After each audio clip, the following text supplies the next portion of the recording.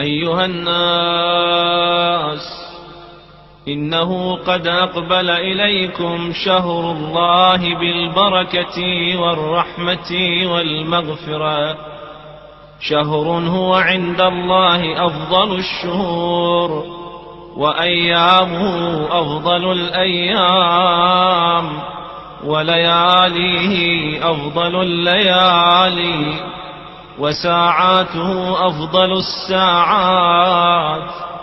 هو شهر دعيتم فيه إلى ضيافة الله، وجعلتم فيه من أهل كرامة الله. أنفاسكم فيه تسبيح، ونومكم فيه عبادة، وعملكم فيه مقبول، ودعاؤكم فيه مستجاب.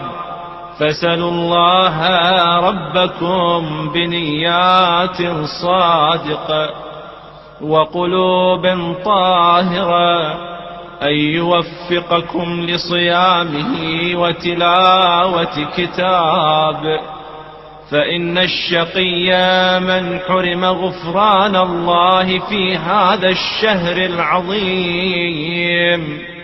واذكروا بجوعكم وعطشكم فيه جوع يوم القيامة وعطشه، وتصدقوا على فقرائكم ومساكينكم، ووقروا كباركم وارحموا صغاركم، وصلوا أرحامكم، واحفظوا ألسنتكم، وغضوا عما لا يحل النظر إليه أبصاركم، وعما لا يحل الاستماع إليه أسماعكم. وتحننوا على أيتام الناس، يتحنن على أيتامكم، وتوبوا إليه من ذنوبكم، وارفعوا إليه أيديكم بالدعاء في أوقات صلواتكم، فإنها أفضل الساعات. ينظر الله عز وجل فيها بالرحمة إلى عباده، يجيبهم إذا ناجوه، ويلبيهم إذا نادوه، ويستجيب لهم إذا دعوه. أيها الناس، إن أنفسكم مرهونة بأعمالكم، ففكوها باستغفاركم، وظهوركم ثقيلة من أوزاركم، فخففوا عنها بطول سجودكم.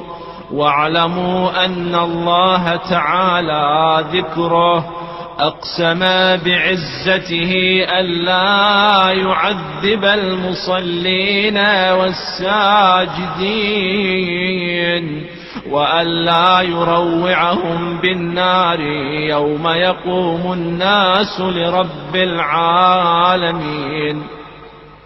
أيها الناس، من فطر منكم صائما مؤمنا في هذا الشهر كان له بذلك عند الله عتق رقبة، ومغفرة لما مضى من ذنوبه.